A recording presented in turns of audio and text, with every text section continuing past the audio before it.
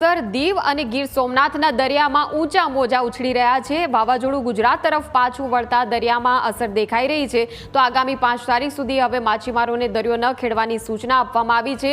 વેરાવળ બંદર પર 3 નંબરનું સિગ્નલ યથાવત। માછીમારો કે જે હાલ ગયેલા છે તેમને પરત આવવાનો પણ આદેશ કરવામાં આવ્યો છે। બંદર પર માછીમારો પરત પહોંચે તેવો તેમને આદેશ કરવામાં આવ્યો છે અને ત્યારબાદ આગામી 5 તારીખ સુધી ફરી તેઓ દરિયામાં હવે નહીં જઈ શકે।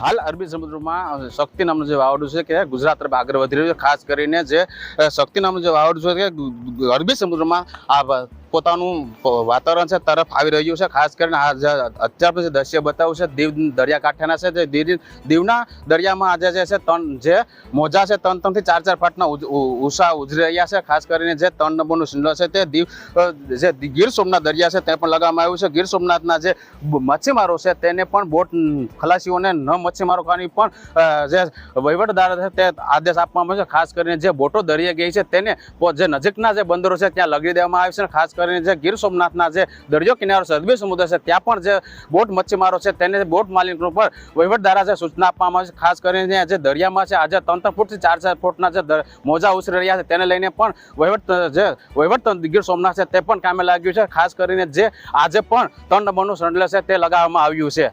Arvind Sodha, news capital, Gir Somnath.